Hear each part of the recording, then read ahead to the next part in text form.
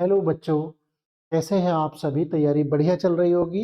मैं आपको पहले ही 2 सैंपल पेपर करा चुका हूं और ये आज तीसरा सैंपल पेपर आपके इसी न्यू सेशन के लिए लेकर के हाजिर हूं। ठीक है, और उम्मीद करता हूं आप भी अपनी प्रिपरेशन कंटिन्यूअस कर रहे होंगे। लाइव क्लास इसलिए रोक दी है ताकि ज्यादा टाइम वेस्ट ना हो, यहाँ से आप 2x की स्पीड में भी अपनी तैयारी कर सकते हैं। तो चलिए, टाइम वेस्ट नहीं करना है, पहला क्वेश्चन देखते हैं।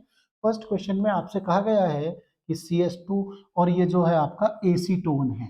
ठीक है, ये दोनों का जो मिक्सचर है ये फॉलो करता है किसको? राउल्स लॉ को। Negative deviation from Raoult's law, positive deviation from Raoult's law या हेनरीज लॉ को। ठीक है, कुछ सेकंड का पॉज लेकर के आप अपने आंसर दीजिए, तब आगे देखते रहना। क्लियर? देखते हैं आंसर इसका। तो इसका आंसर आपके सामने हाजिर है, जो कि लिखा हुआ है ये।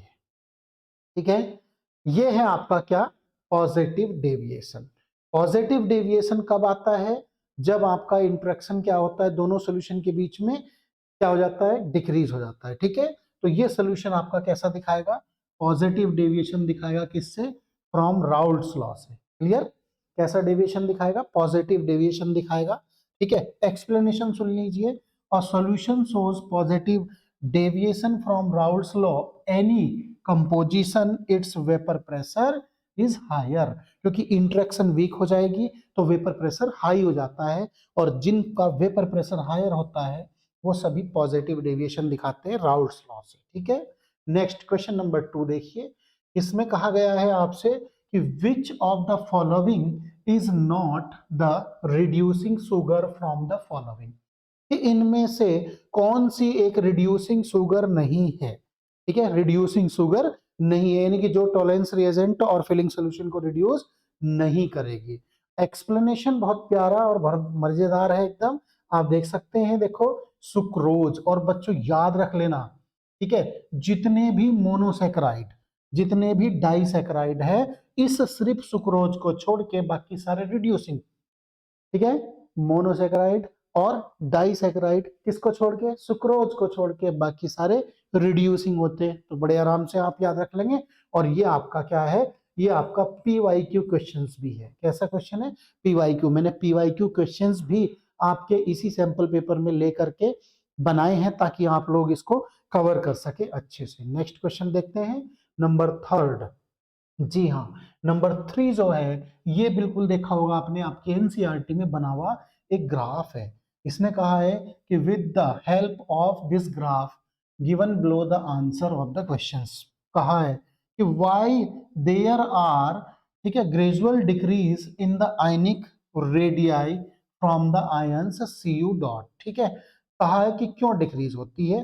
पहला रीजन दिया है इसने कि due to decrease in the nuclear charge, due to increase in the effective nuclear charge, ठीक है, due to increase in the ionic. Option तो इसका बी है। ठीक है, क्या होता है? ग्रेजुअली आपका क्या है, जो चार्ज है वो आपका क्या होता है? इंक्रीज होता है। ठीक है, देखिए अभी मैं एक्सप्लेन कर देता हूं। ये रहा इसका एक्सप्लेनेशन, आराम से देख लीजिए। ऑप्शन इसका नंबर बी सही है और लिखा है due to increase in the effective nuclear charge. Explanation सुन लीजिए कि nuclear charge gradually grow from the left to right over time. The electron enters the same cell as the atomic number rises over time. They gets increasing down to the nucleus. सीधे सीधे लिखा है। वैसे आप अगर simply ये वाली बात भी रख लेंगे याद, इफेक्टिव न्यूक्लियर चार्ज हमारा ग्रेजुअली क्या होता है? इंक्रीज होता है। तो हमारी ये वाली चेंजिंग आती है। इस पर आपसे 2 बार क्वेश्चन पूछा जा चुका है। फोकस रखिए, मोस्ट इंपोर्टेंट क्वेश्चंस में इसकी गिनती करना। ठीक है, चलिए नेक्स्ट क्वेश्चन देखते हैं, नंबर 4। नंबर 4 में आपसे कहा गया है कि which of the following is the condition for solution shows positive deviation in case of non ideal solution. एक नॉन आइडियल सॉल्यूशन के केस में आपको इसको क्या करना है? बताना है। ठीक है, तो देखिए नॉन आइडियल के केस में आपका ऑप्शन दिया ही है आपको, ABCD।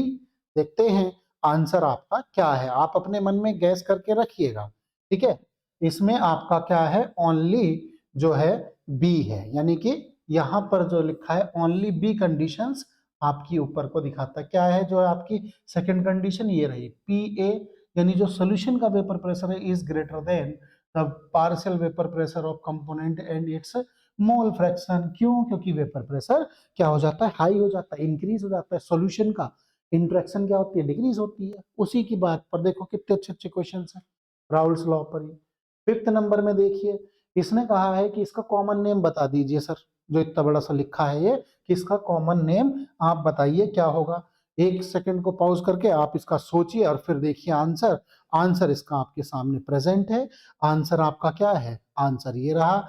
इसको आप सीधा सीधा बोल सकते हैं, सी नंबर है एन एन डाइमिथाइल एनिलीन। ठीक है, एन एन डाइमिथाइल एनिलीन। देखो ध्यान से, अगर एनिलीन लिखा है, अगर एनिलीन लिखा है तो कॉमन में आएगा, अगर उसके बजाय क्या लिखता, अमाइन लिखता, तो कॉमन में नहीं आता। ठीक है, याद रखिएगा। तो बहुत आसान है। अब एनिलीन तो यहां भी है सर, ठीक है, तो एनिलीन यहां है तो N by methyl, N N dimethyl होता है। केवल एक एन लिख करके गलती नहीं करनी है। ठीक है, चलिएगा नेक्स्ट क्वेश्चन देखते हैं, नंबर 6। नंबर 6 में थोड़ा सा ध्यान देना। देखो कहा गया है कि octahedral complexes are formed by D2sp3 sp3 D2 hybridization and can be grouped into two categories। ठीक है, outer and inner orbital complex. ये दिए हैं आपको दो कॉम्प्लेक्सेस उसने। ठीक है, किस किस के दिए हैं कॉम्प्लेक्स, अच्छा यहाँ बीच में मिस कर रखे हैं, कोई बात नहीं। कॉम्प्लेक्स आपका देखो क्या है, ये है और ये है सर। इनमें से सेलेक्ट करना, कहना दोनों है या कोई सा भी नहीं है इस कैटेगरी में। इसमें D2sp3 में देखो ध्यान से सुनो, CO और Zn। ठीक है, इन दोनों की जो ऑक्सीडेशन स्टेट आएगी, इसकी आएगी 3 और इसकी आ जाएगी +2 जब आप फाइंड आउट करेंगे। अब देखना ध्यान से, ये वीक लिगेंड है, तो वीक लिगेंड में कोबाल्ट अपने अंदर वाले ऑर्बिटल यूज नहीं करेगा, बाहर वाला यूज करेगा, यानी इसमें ये आ जाएगा। जिंक में क्या है, NH3 है, बैक पेयरिंग होगी, ये वाला आ जाएगा। मीन्स दोनों ही आ रहे हैं, यानी कि both A and B will be the correct answer. चलिए आंसर देख भी लेते हैं। देखो दे रखा है कि बोथ ए एंड बी, क्योंकि इसमें आपके क्या है, इनर ऑर्बिटल भी है, ये वाला इनर ऑर्बिटल भी है और ये वाला आउटर ऑर्बिटल कॉम्प्लेक्सेस भी है। देखिए कितने बढ़िया बढ़िया क्वेश्चंस भी आपसे एग्जाम में पूछे गए हैं। लास्ट ईयर्स क्वेश्चन भी हैं इसमें, ध्यान रखिएगा। ठीक है, उसी को जो है देख करके ये आपका बनाया गया है। चलिए इसमें आंसर पहले प्रेजेंट हो गया। ठीक, तो मैं बता देता हूं एक बार, राइट द ऑड वन, ठीक है, out from the following coordination complexes. Clear, odd लिखना है तो ऑड में क्या है, ये आ रहा है आपका A option, Hg(I3) negative have the geometry of trigonal planar. इसी की ज्योमेट्री सिर्फ ट्राइगोनल प्लेनर है।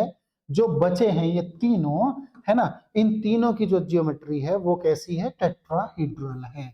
इसलिए ऑड पहचानना था। समझ गए होंगे कि यहाँ ऑड का मीनिंग क्या है, यानी इन तीनों ऑप्शन में एक कॉमन थिंग्स थी, उसमें बिल्कुल क्या थी, अलग थिंग्स थी।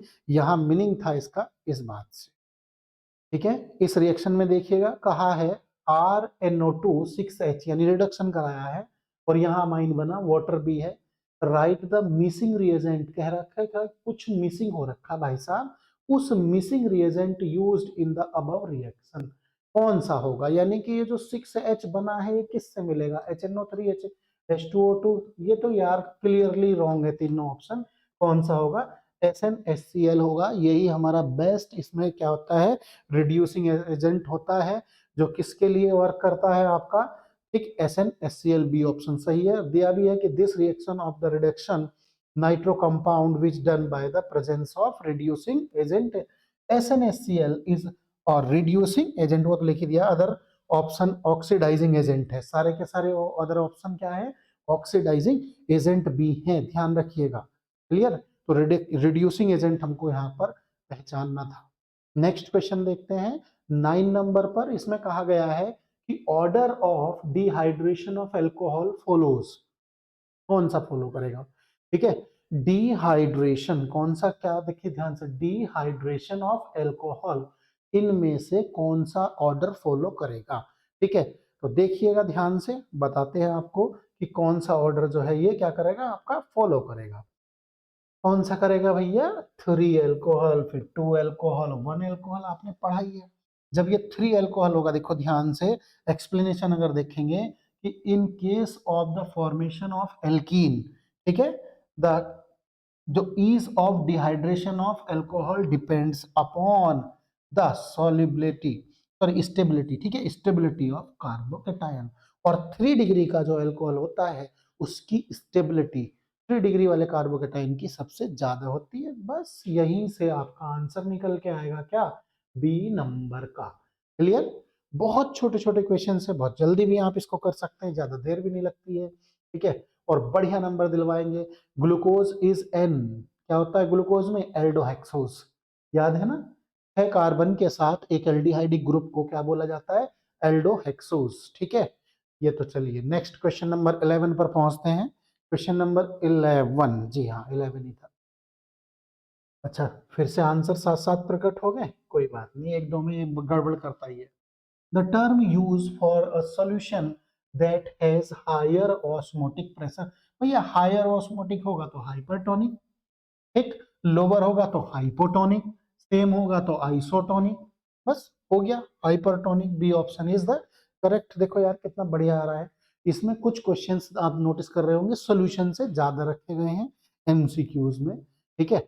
हालांकि वहां अगर आप नोटिस करेंगे तो लगभग इक्विवेलेंट ही आएंगे।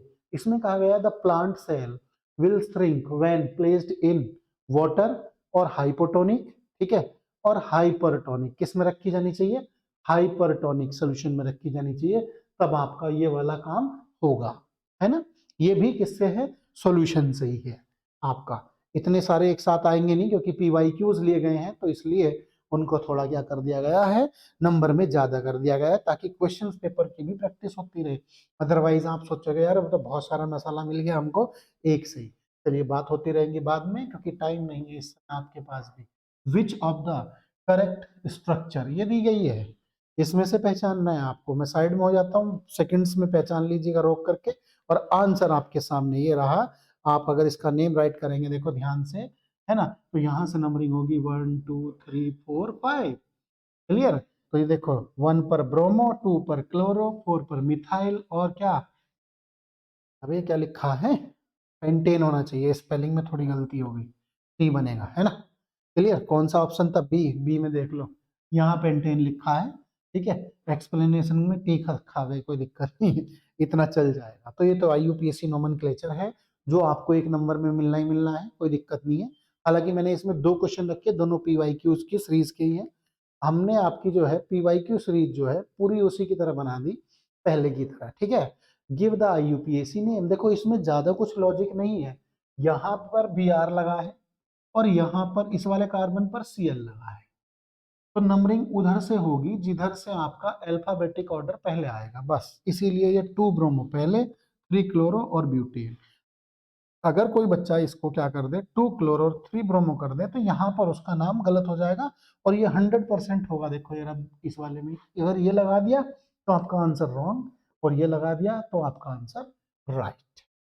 चलिएगा, ये था 14। इसके बाद आपके आते हैं अजरसन रीजन, ठीक है, अजरसन रीजन। देखिए इसमें कहा गया है कि आपका alkyl amine undergo electrophilic substitution reaction, ठीक है। रीजन दिया है कि NH2 group presence on the benzene, है ना, ring behaves as O and P directing groups and directs the incoming electrophile at ortho and para position the aromatic ring. ये बात अभी मैं आपको बता दूं, ऐसे क्वेश्चंस में पूछी जाती है, ठीक है। इस तरह के एग्जामिनर्स लोग आपसे क्वेश्चंस पूछते रहते हैं, बहुत बढ़िया भी है, इंपॉर्टेंट भी है, ध्यान से देखना, ठीक है। तो आप इसमें अगर नोटिस करेंगे तो इसके ऑप्शन देते हैं आपको, ऑप्शन ये है, ठीक है। तो इसमें क्या है, देखिए ये वाली बात तो बिल्कुल सही है, ठीक है, याद रखना, पहली तो बात सही है, लेकिन भैया जो रीजन है ना, ये बात सही नहीं है। यानी कि जहां पर लिखा हो कि assertion is true but reason is false, वहां आप इसको टिक कर सकते हो, कोई झंझटबाजी नहीं है। नेक्स्ट देखिए, नेक्स्ट में कहा है अजरसन में कि slowest elementary step is also referred as a rate determining step. Chemical kinetics का अजरसन रीजन है। ठीक, रीजन दिया है कि the rate of the reaction is determined by the rate of slowest elementary step. बिल्कुल सही बात है, दोनों सही हैं और 100% ये इसी के लिए क्या है, रीजन है। स्लोएस्ट, स्लोएस्ट किधर को चला गया ये ना, ठीक है। तो इसका ऑप्शन कौन सा होना चाहिए, चलिए ऑप्शन देखते हैं। इसका ऑप्शन होना चाहिए A, both assertion and reason are correct, and जो आपका रीजन है वो एक्सप्लेनेशन भी क्या है, करेक्टली है। 17 नंबर देखते हैं, ठीक है। चलिए ऑप्शन जल्दी आ गए, इसमें कोई बात नहीं, बहुत अच्छी बात है अगर जल्दी आ गए तो। 17 में अगर आप नोटिस करेंगे तो कहा गया है कि acetaldehyde and formaldehyde can be distinguished by the iodoform test. बिल्कुल सही बात है, कोई मना नहीं कर सकता। एसीटल्डिहाइड गिव्स येलो पीपीटी, अरे वाह, ये तो लिखा भी ऊपर के लिए ही है। When heated with the iodine while formaldehyde does not gives, बिल्कुल सही बात है। यानी 100% ए ऑप्शन ही आपका क्या होना चाहिए, सही। जितना ज्यादा से ज्यादा इनकी प्रैक्टिस करोगे उतना ज्यादा आपका क्या है, ये नंबर बढ़ते चले जाएंगे, जिसमें डरते हैं बच्चे। चलिए 18 नंबर क्वेश्चंस देखते हैं। 18 में कहा गया है कि अजरसन में जो आपको बात दी गई है ना, वो कहा गया है कि फिनॉल डेवलप रेड कलर और pink colour on long standing. पहली वाली बात तो भैया आप सही है कही गई है, तो ये वाली बात तो कहीं हमने पढ़ी नहीं है, गलत है। पढ़ी भी नहीं है, गलत भी है। Phenol turns pink colour on exposure to air due to the slow reduction, ये बात पढ़ी भाई साहब, ठीक है, ये बात पढ़ी है। यानी ये गलत और ये सही, और ये वाली बात किस में है, ये है जी डी ऑप्शन। लो जी, ये थे आपके एजर्सन रीजन भी, ठीक है। इतनी फास्ट देख लीजिएगा, मैं भी अपनी टाइमिंग देख रहा हूँ, 17 मिनट लगी है और मैंने इतनी बकवास भी की है। 17 मिनट में हम 18 क्वेश्चंस पे आ गए, देखो अभी भी बोल ही रहा हूँ। अदरवाइज अगर इसको आप देखेंगे ना, मुश्किल से 15 मिनट का काम है ये, और आपकी तो देखो इस समय स्पीड और भी हाई हो गई होगी, ठीक है, क्योंकि भैया आप प्रिपरेशन कर रहे हैं, तो बच्चे इस समय बहुत जल्दी जल्दी प्रिपेयर करके अपने आप को फास्ट कर लेते हैं। कहा गया है कि right the oxidation number. Oxidation number बताना बहुत इजी है यार, एकदम देखो फटाक से क्या कर लो, इसमें बतानी है एफ की यानी इसकी, तो हमने क्या करा, एक्स मान ली, के हमारा 1 होती है तो, लेकिन के 3 है तो 3 हो गई, सी एन की -1 होती है, 6 से मल्टीप्लाई कर दी, एक्स का आंसर आ गया जी 3। दूसरे में आ जाओ, बी नंबर में, 1 किसकी होती है भाई, हाइड्रोजन की, एयू की तो निकालनी थी, एक्स मान ली, सीएल की -1 होती है, लेकिन 4 हैं, तो आपको पता ही है 4 में से 1 जाएगा तो 3।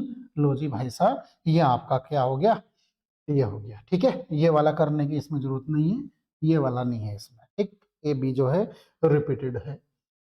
ओके, 20 नंबर पर चलते हैं।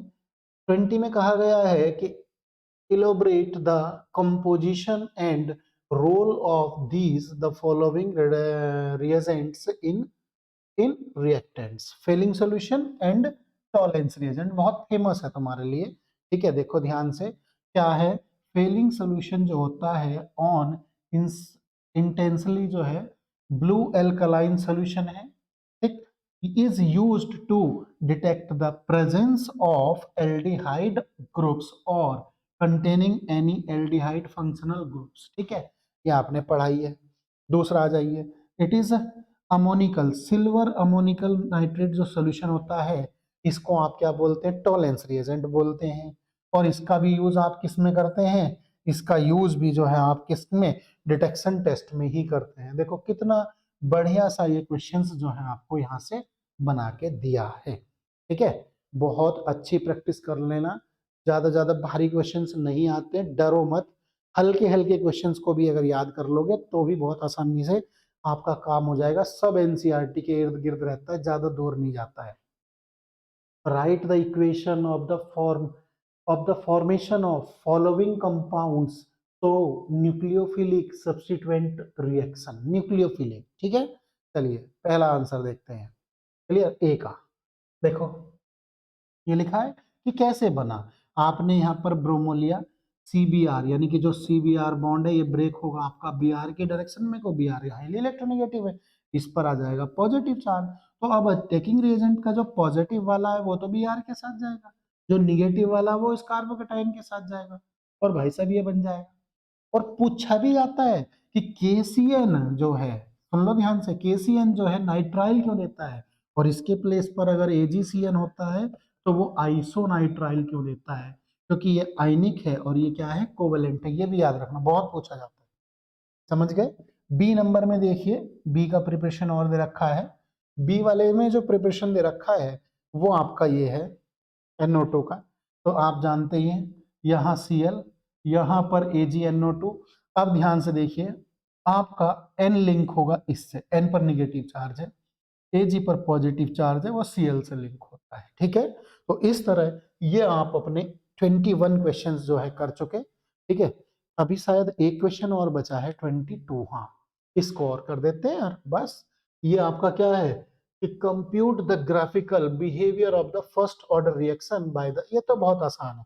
देखो, फर्स्ट ऑर्डर रिएक्शन का ग्राफ आपका ये होता है, बिल्कुल याद रखिए। कंसेंट्रेशन आपका क्या हो रहा है, टाइम के साथ डिक्रीज हो रहा है, और यहाँ आप देख सकते हैं, ठीक, यहाँ पर आपका क्या है, ये किसके लिए है, log 10 अगेंस्ट टाइम के। ध्यान रखिएगा, log 10 अगेंस्ट टाइम के ग्राफ, दोनों ग्राफ आपके एनसीईआरटी में बने हुए हैं। इन पर बिल्कुल भी आपको ये नहीं कि ये छोड़ देंगे, ग्राफ नहीं आते हैं, बिल्कुल आते हैं। कई बार ग्राफ दिए आते हैं, पूछता ऑर्डर बताओ। कई बार जो है ऐसे पूछता है कि इसके इसके जो रेस्पेक्ट में ग्राफ है उनको ड्रॉ करके दिखाओ। तो देखो, दोनों तरह से क्वेश्चंस पूछे जाते हैं, समझ गए आप, 100% पूछे जाते हैं। तो ये थे हमारे 22 क्वेश्चंस। एक सैंपल पेपर नंबर 3 के, कौन सा था ये, सैंपल पेपर नंबर 3। इसके बचे हुए जो आगे के क्वेश्चंस हैं उसको हम अगली वीडियो में करेंगे। इस वीडियो को यहीं तक जो है हम कंप्लीट करते हैं और इसके साथ आपसे लेते हैं विदाई। Thank you very much.